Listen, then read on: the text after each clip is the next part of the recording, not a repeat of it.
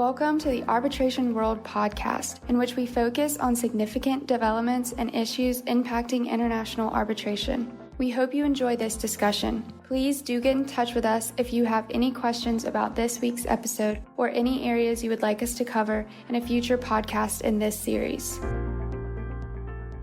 Hi, and welcome back to Arbitration World.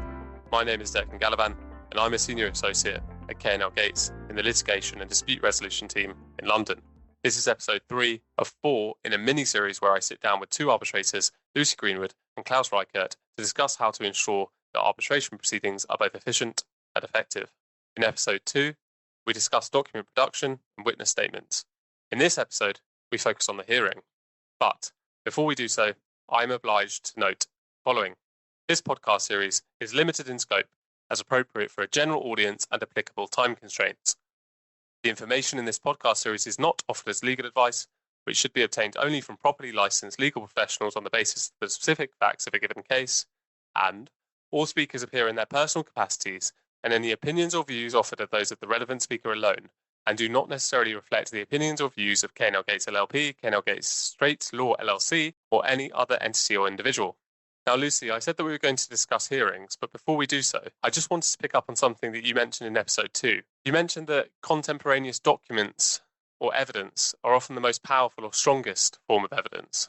I just wanted to offer a thought. In my practice, I'm increasingly seeing clients use AI to draft emails and correspondence. Indeed, lawyers are doing that themselves. It strikes me that given the use of AI, contemporaneous documents, emails might be less important in the future.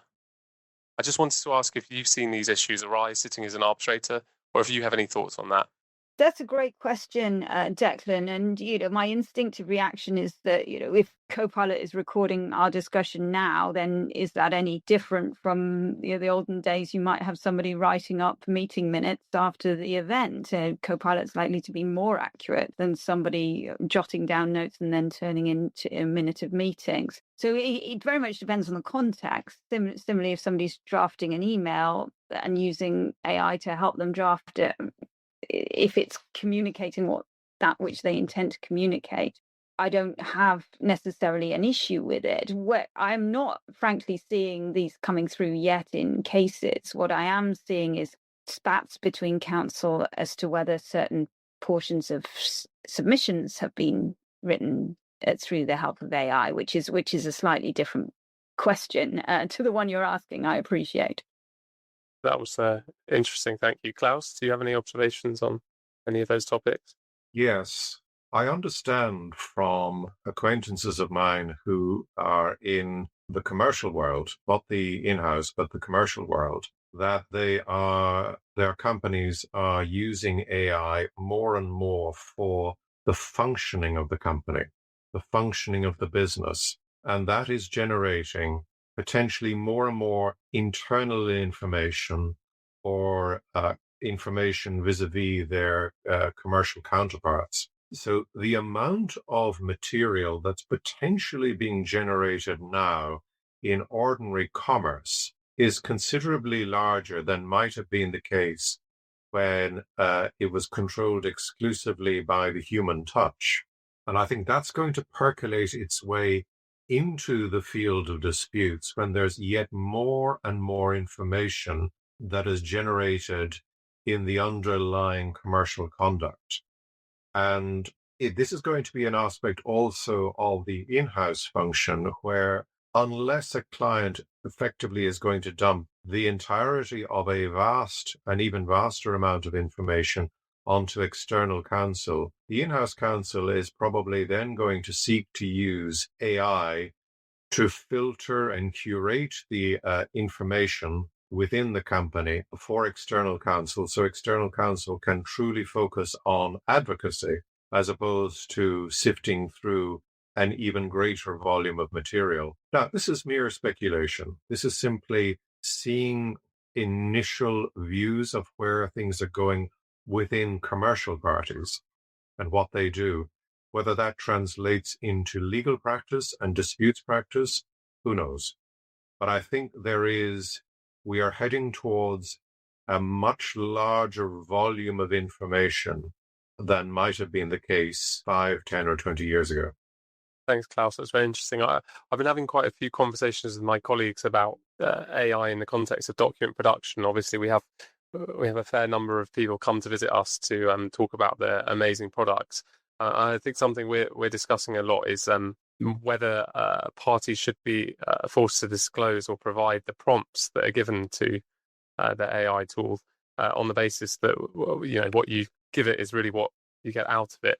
I know that's sort of going very much into the weeds, but that's something we're talking about a lot. Lucy, any comments? No, on your prompts point, it's an interesting one. I mean, my instinctive reaction was, well, that's no different from disclosing the keywords keyword searches that go on at the moment. So that's my sort of instinctive response to that I wouldn't necessarily see an issue with disclosing the prompts. But it, as we know, it is all about the prompts when you're using these type of large language models. So I haven't really had to grapple with that yet.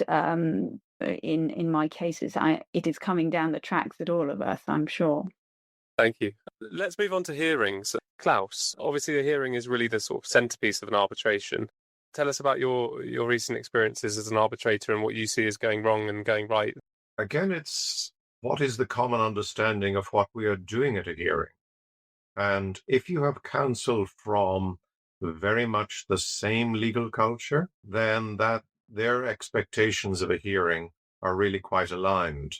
But certainly in my experience, it's rare that there is now a complete alignment of views of what a hearing is all about in arbitration. And I often wonder, what is the purpose of various aspects of a hearing? So, for example, let's just go through the kind of broad parameters of a hearing. You've got opening statements. One often wonders, you've now, and one would say this in one's mind to counsel, you filed extensive memorials. You have parsed the words of your opponent up and down, left, right, and center. Your reply was 500 pages. The rejoinder was 600 pages.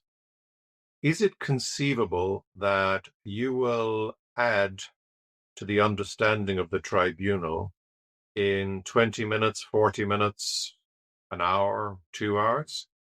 Or are you at risk of doing something that overly simplifies your case? What is it that you're doing here? Are you assisting the tribunal? Are you seeking to assist the tribunal, but in a way unnecessarily trying to simplify your case? Or are you doing, as can occasionally happen, here's 250 slides printed out on a screen, and you're trying to gallop through the entire case? So that's an area where I think that early discussion as to what is the purpose of each aspect of the hearing is well worth flushing out. Similarly, cross-examination. Why is this person being cross-examined? What is it that is being sought to be achieved? And also when it comes to redirect, an area which I think has the least amount of understanding, or certainly in my observation, as to what is the purpose of redirect. And I can remember instances where a cross-examination finishes, and then there's about a half-hour break for some reason or other, and then counsel comes back with a redirect folder and spends ages with the witness. One wonders why. So those are just some observations. They're not really, I think, entirely constructive, but what they do identify, I hope, is at least the starting of a discussion as to why are we here? Thanks. Lucy, do you want to jump in there? Yes, I mean, just on openings, just pausing on openings, this comes back, I think, to my earlier point about ensuring that the parties have confidence in the tribunal. If they have confidence in the tribunal, that the tribunal is prepared and engaged and has read the submissions and understood the submissions, more importantly, even than read them, has engaged with the submissions, then that should go some way to alleviate the natural fear that you're going to have to spend your opening statement educating the tribunal. And I think that is the real issue. And we as tribunal members can do more to make sure that throughout the process, counsel are confident that when they get to the hearing, they are not going to have to spend an hour educating the tribunal as to what the case is about. And I think that is the real issue with lengthy openings and pages and pages of PowerPoint, because they worry that the tribunal needs it fed to them in sort of bite-sized PowerPoint page chunks, which shouldn't be the case. It really shouldn't be the case. Opening statements are, I think, a great tool when they're well done. Like anything, they can really highlight. They can foreshadow. They're like a prologue to the theatre that's coming next, and they can foreshadow what's coming next, and they can set the scene, and they can be very, very useful. But in order to be useful in that way, they need to be focused and thought through, but built on the foundation that of the understanding of the tribunal of the underlying case. Thanks, Lucy. Klaus, how do we ensure that the parties then, in your view, are comfortable placing trust in the tribunal and are not fearful, as Lucy says? This is quite a complex human question, because nobody can peer into the mind of another person. And you have no idea, frankly, that an arbitrator has read, much less understood, a memorial. There's the old phrase that the eyes may be open, but the mind may be closed.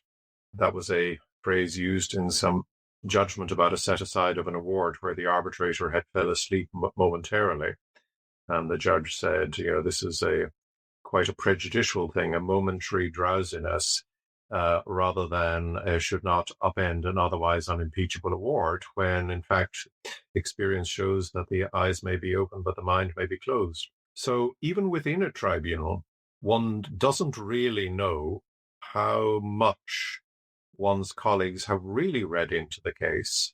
You're simply, as a chair, you're not going to bluntly ask them, well, have you read all of this? There's a sociology about tribunals where at least people try and get on with each other, because that's one of the key aspects of a 3-member tribunal, is to get on with each other, because you've got to deliver an award, not 3 concurring opinions, but an award.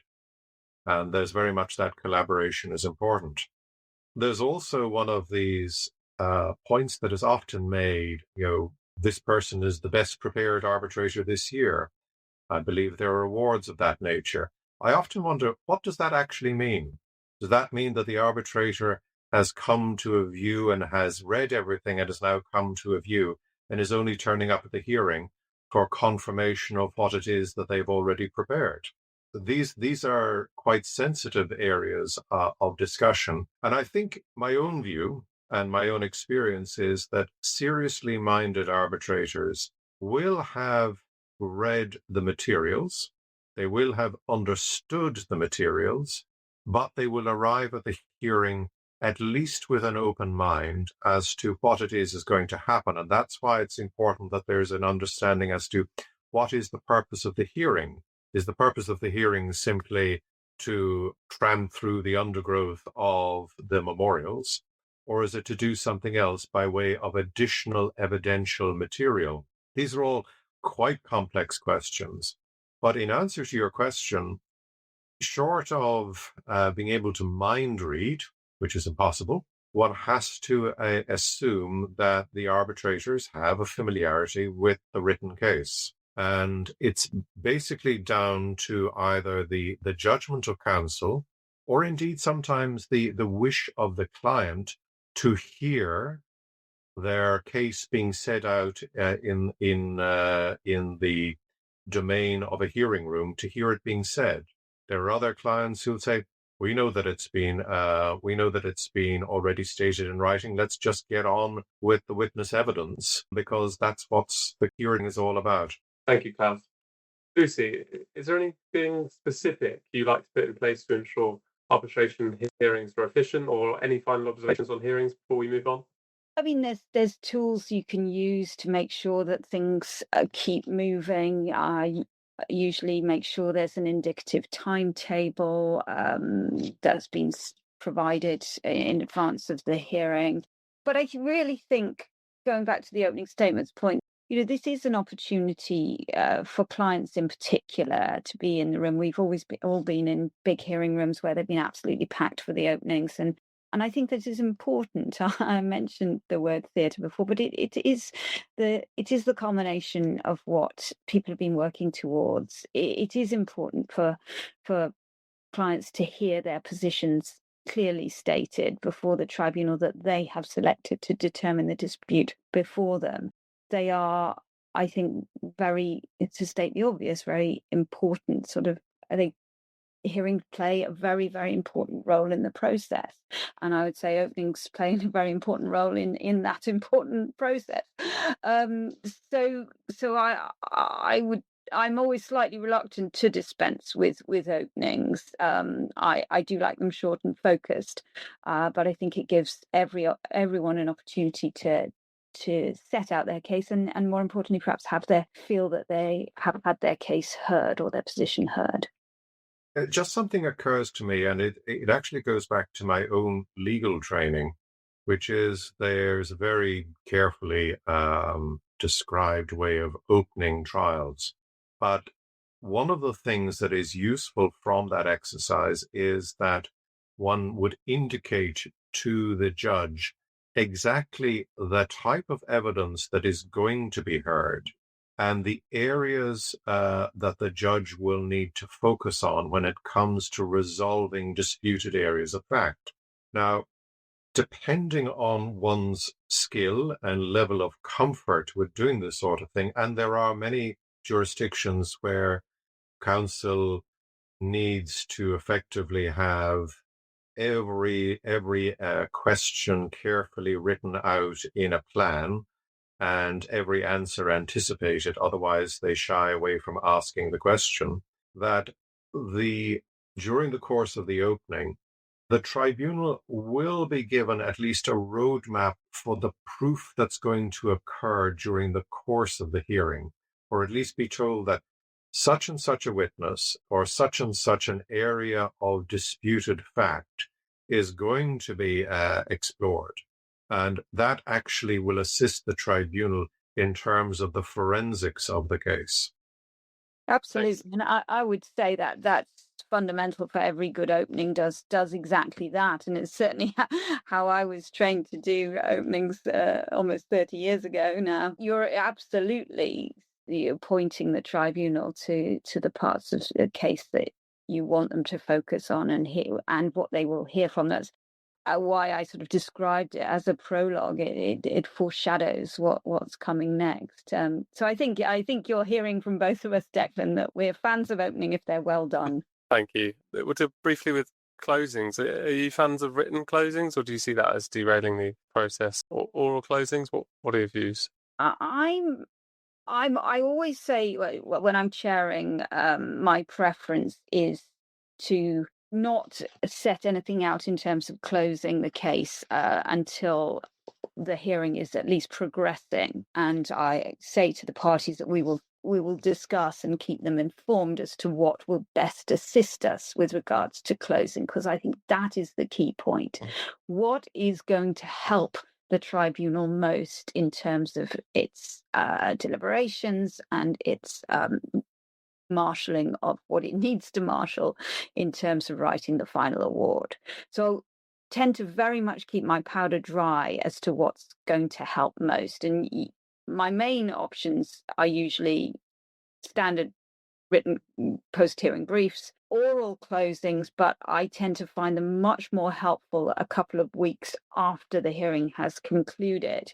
By Zoom, I'm not talking about pulling everyone back in person, but to have that time for the tribunal to digest and reflect on what it's heard, and then to bring the parties back remotely to address them orally can be very helpful. Or we often do things like set out a list of questions that the parties need to address in writing. So I think my overriding view with regards to closing the case is the tribunal and the council need to be very flexible on this, and it is very much a position where you take where you've got to at the end of the hearing and say, okay, what is the best approach to getting this case closed and putting the tribunal in the best possible position to render a favourable award to whichever party you're representing.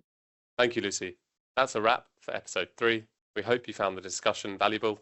Please do tune in for episode 4, where we conclude this mini-series with a discussion on arbitration awards. Thanks for listening, and see you next time. Thank you for listening to this episode of Arbitration World Podcast. To listen to past episodes and receive notices for new episodes, subscribe by searching Hub Talks, that's HUB Talks, in your favorite podcast app.